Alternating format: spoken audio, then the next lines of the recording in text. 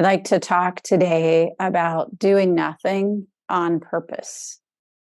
So, this was our theme for Sesshin. In a way, I guess it's what we do all the time during Sesshin. And I think I officially said the theme of the talks would be on enlightenment. These are two sides of the same coin, doing nothing on purpose and waking up for the benefit of others. So, what is doing nothing on purpose?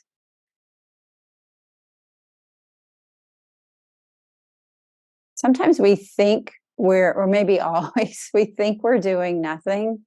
And what we're actually doing is a lot of something, but in a very passive way. So we're either, our minds are just going, which is doing something, or we're kind of checked out, like that. And that's a whole lot of nothing. That's a very unintentional nothing. So how do we shift from an unintentional blah, nothing, to an intentional not knowing? It takes a lot of work. So for those of you who are at Sesshin, I think you found this out. Resting in the place of not knowing is a lot harder than you might think it is. Well, what is that place? I prefer to call it the question mark, or just the hovering at the place of question, hovering at the not knowing.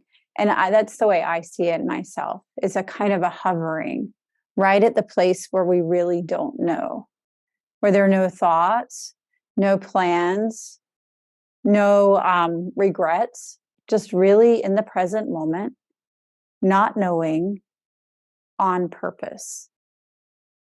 So shifting from an intellectual, I don't know, to I can rest in this present moment, right here and right now. And when I am fully inhabiting this present moment, this is the only thing that is true. This is true rest. Being fully present right here and right now without our thoughts pulling us away from the only true thing, which is now. So that's, again, a lot easier said than done. So how do we get there? What do we do? What is it anyway? One of the translations for this not knowing that I like, kind of, is from used by Venerable Shengyen and some other Chan masters of the doubt sensation. So not exactly doubt complex or doubt being consumed by doubt, but the doubt sensation. And this moment, this question mark. Whoa, I really don't know. Anything is possible. I can be here in this place of not knowing.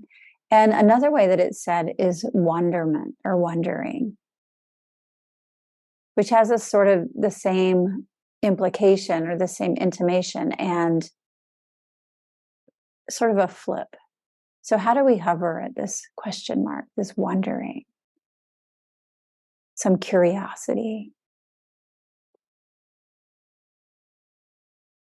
There's a Zen saying, great doubt, great enlightenment.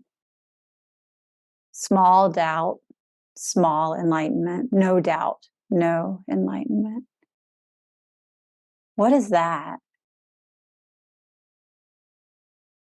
Sort of the more we dive in to not knowing, with intention, not accidentally only, the more we dive in and really allow ourselves this questioning, this great doubt, the greater our waking up. The question itself is the center. The question itself takes us beyond all the dualities of our lives, this yes and no. I like this. I don't like this. This is good. This is bad. I'm doing well. I'm not doing well. Can we dial back from that and rest in what is just this moment? Can we drop our reliance on intellectual thought, this kind of a control mechanism that we create through our intellect? Can we drop that reliance on thinking things through and coming up with answers and pull back to the questions?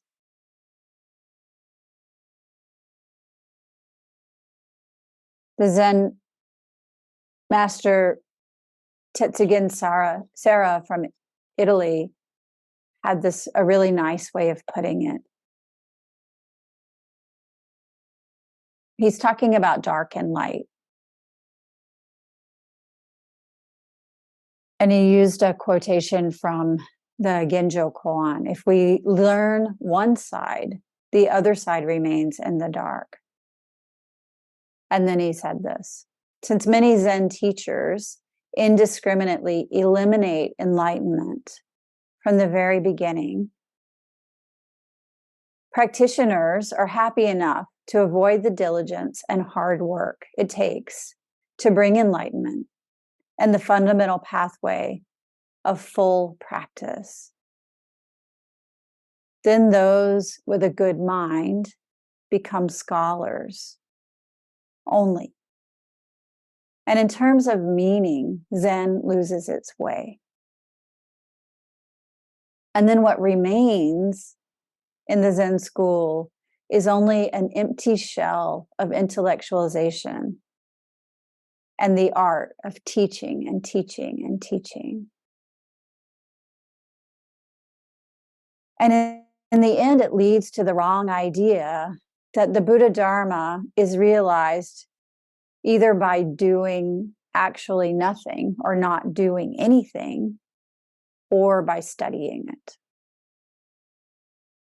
How do people read Dogen Zenji's expression from the Genjo Koan? If we learn one side, the other side remains in the dark. The light is waking up. It is the shining light of ourself, our own Buddha nature.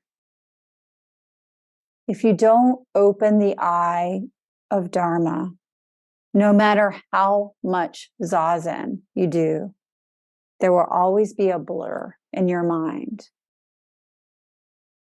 No matter how much zazen we do, if we don't open our eye and toward the eye of awakening, of waking up, the intention of enlightenment, then we will always be in a blur between trying to intellectualize something that cannot possibly be intellectualized and doing actually nothing. So we have to come back to the center and do nothing with intention. Do nothing as an active practice, not a passive practice. Between intellectual thinking and this understanding with our brains, and then thinking, and then teaching from that, teaching, or doing nothing in a very passive way. And we talked about this a few weeks ago, a passive stillness, where we just kind of sit on the cushion and with no intention and no urgency, but just sit there and let whatever happens happen and call that zazen. That is not true zazen. We have to bring intention in, and we have to bring a method, a way of practicing in. We don't just sit and kind of space out. So on the intellectual side, if we try to enter the realm of enlightenment by thinking it into existence or thinking about it, then we'll be continuously blocked, because we can't experience the present moment by thinking about something in the past that literally takes us out of this moment right here and right now. So we have to pull back from our thinking mind and let our awareness sink into our lower belly. And let the truth arise from our hara, from our lower belly, not from our thinking mind. Becoming one with our practice to the point that our body and mind are like a single mass of inquiry. This is how the teacher Ko Nyumata puts it. Becoming one with our body, our practice, to the point that our body and mind are a single mass of inquiry. The great question mark, the not knowing. How do we do that? On one side, we have the way, the method, what we actually do in our practice. And on the other side, we have our faith in the practice itself. So I'll talk first about the method, the breath. The breath is the foundation of all that we do. And the breath is the very foundation of the great matter of birth and death. So this questioning, this not knowing, is exactly in the middle, the place between what was my original face before I was born, or where did I come from, and where do we go when we die. Right in between those is this questioning, this wondering, this present moment, the great matter of birth and death. And the question mark itself is the center. The breath is right here. From the first moment when we're born, the first thing we do is take a breath. And the last moment of this life, when we die, the last thing we do is exhale a breath. The breath is the foundation of our practice. In terms of the 4 foundations of mindfulness, the first foundation is mindfulness of body as body, and at the core of body is breath. This is why we focus on the breath in our practice. Very simple in theory, because we breathe in order to live. Everything we do is breath. And also very difficult to only focus on the breath without the distractions of our mind. So we have to cultivate an awareness of the breath. And then we have to bring together all of our activities that we do, activities of our body, of our speech, and our mind, back to an awareness. And we do this by focus on the breath. In our school of Zen, we focus on counting the breath, starting with 1 and counting up towards 10 from the hara, from the lower belly. And the instruction is, as soon as a thought arrives, without judgment, let go of the thought and come back to 1. Very simple instructions, right? And yet, for those of you who have tried this, which is everybody here, very difficult to do in practice. You know, what happens? All of our old habits come up, our regrets about the past, our plans, our worries about the future, everything but this moment. So actually returning to just this moment is very hard work.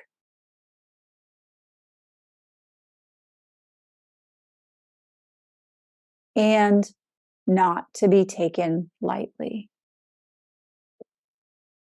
The Chinese Zen master Boshan says, when practicing well, The doubt will feel like 1,000 pounds on your shoulders and being unable to put it down.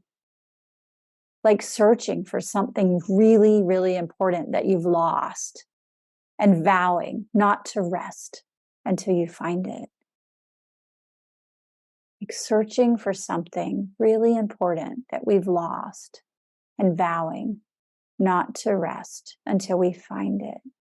When we arouse this doubt sensation, this questioning, this is the urgency that comes up in our practice. Our life is short. We are here on this earth for such a short time. We must use our time well for the benefit not of ourselves, but for all beings, including ourselves. So this urgency can be cultivated, and at the same time, it very naturally arises as we focus on the breath.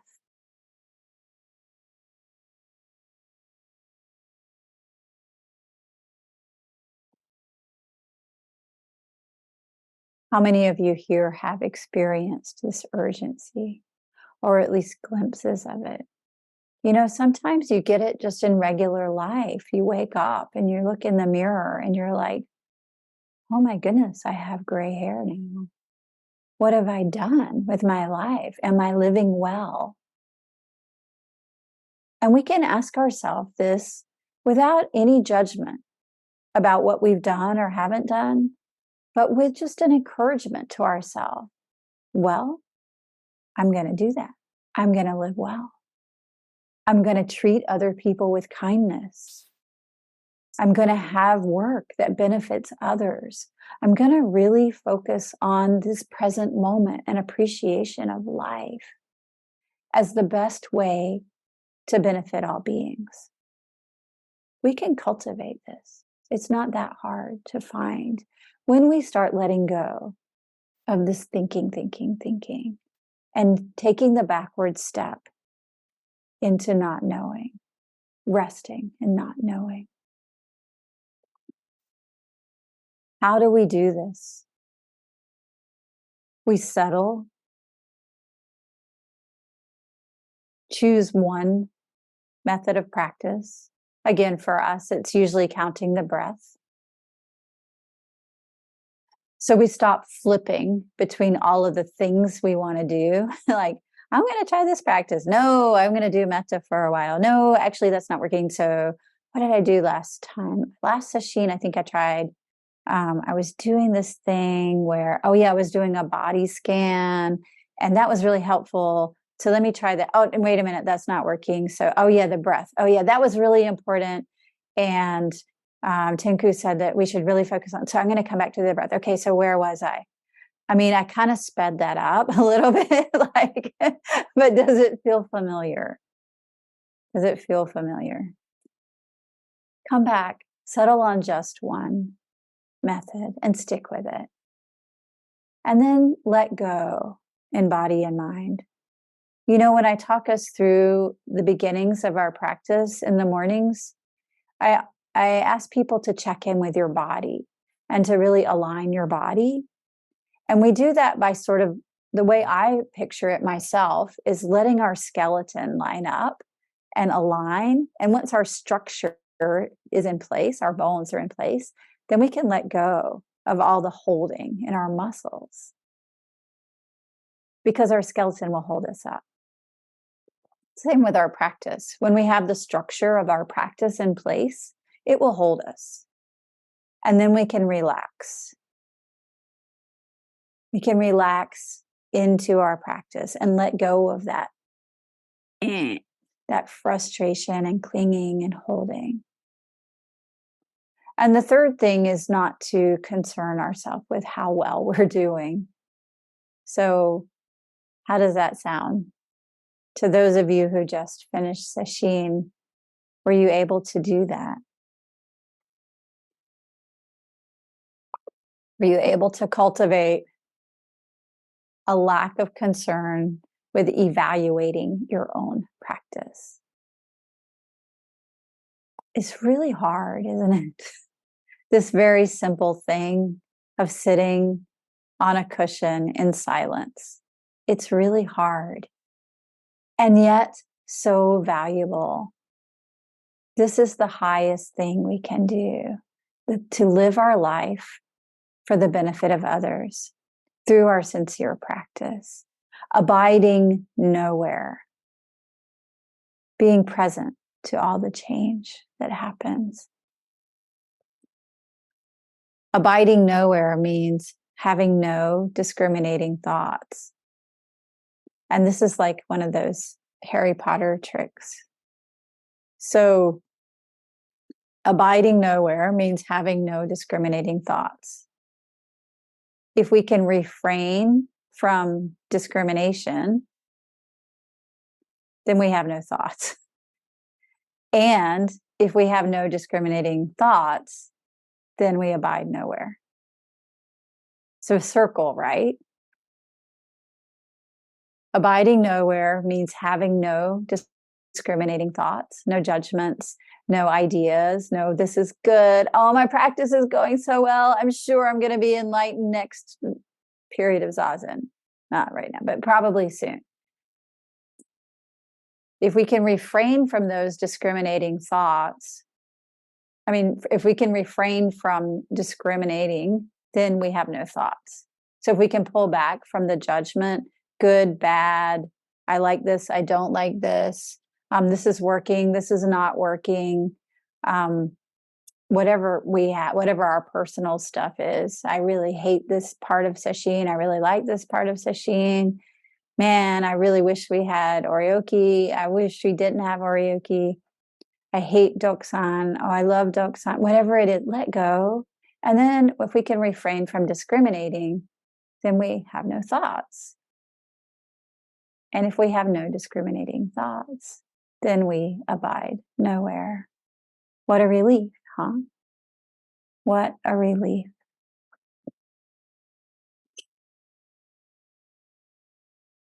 So I said I was going to talk on the flip side of the way to do this, and that's having faith. When we start to consider our own mind as Buddha and have confidence in that through following our breath, through our practice, then this is genuine faith. This brings up a really a great sense of humility and a great sense of repentance or regrets for the things that we did that weren't so skillful. I heard that a lot from people. I have regrets. And I'm like, okay, that's fine. What are you going to do about it? Because constantly having the regrets just kind of reinforces them, doesn't it? How many of you got stuck on a really old story at some point during sesshin? Or how many of you have had that experience? Something that happened even when you were small, that maybe you didn't do well or didn't say well, or those moments that really hurt. We can get stuck there, but we back up a little bit, then we can feel a sense of, oh man, I really messed up. I should really say something. One of the beauties of sesshin is often at the end of sesshin, we have a little window where those things that kind of nag us, those regrets that we have a window where we can actually do something about them. We can say, I'm sorry. I think one person asked me about this, and I was like, maybe don't pick 20 of them. Just pick one, the one that's really on your heart and that feels doable, and try it out. There's this little window where we can express that. And then we see the benefit of it. Oh, wow, that felt really good. Just to say I'm sorry, even though it happened 20 years ago. Even though to them it wasn't a big deal. Even though they told me, Tenku, I don't even remember that. Good. Now I can let it go too, Or maybe they do remember it. Well, that's not the way I remembered it. Once I don't I was home visiting my parents, and I said to my brother, who, so my younger brother and I were both bullied a lot by our older brother, and he's a pretty hard environment to live in. But a few times I was the bully. That's the behavior around me. And I said or did things that I felt really terrible about, even in the moment. Like one time, my brother we were little, but he would not be quiet. He was a very active person, and I hit him. And immediately when I hit him, God, like even now I can't think about it without crying. But immediately when I hit him, I felt so terrible. And he started to cry, which was not common. Like he didn't cry when our older brother hit him, but when I hit him, he cried. And in that moment, I felt terrible, but I didn't say I was sorry because I was too ashamed of myself. So then I just locked it away. And then, like, I don't know, like 30 years later, I was like, when we were little, sometimes I did things that weren't so nice, and I'm really sorry. And he was like, oh, basically you were really nice and it's not a big deal. And anyway, I think, in the bullying, you really got the worst of it. And I was like, huh. Because I thought you got the worst of it. And then somehow we could let it go a little. So if you have these things, there's a chance to let it go, both with the spaciousness offered through our practice and the humility that comes up as a natural result.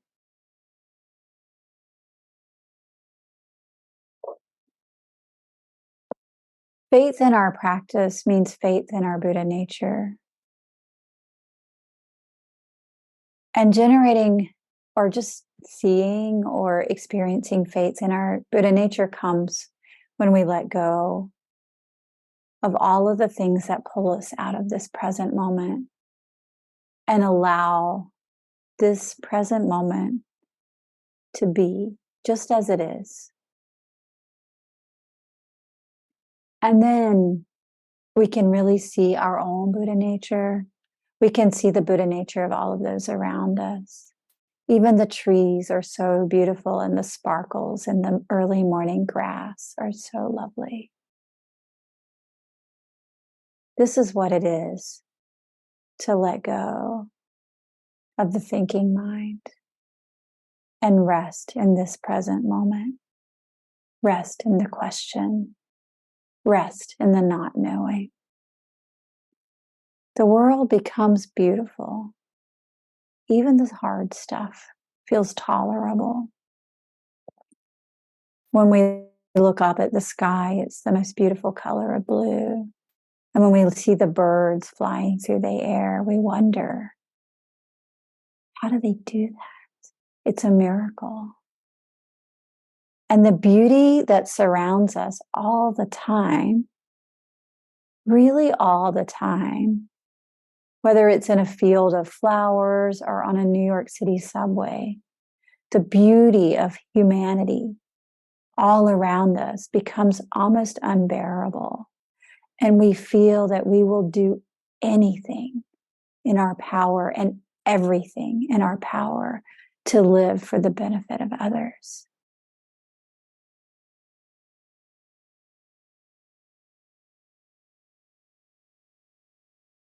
Thank you.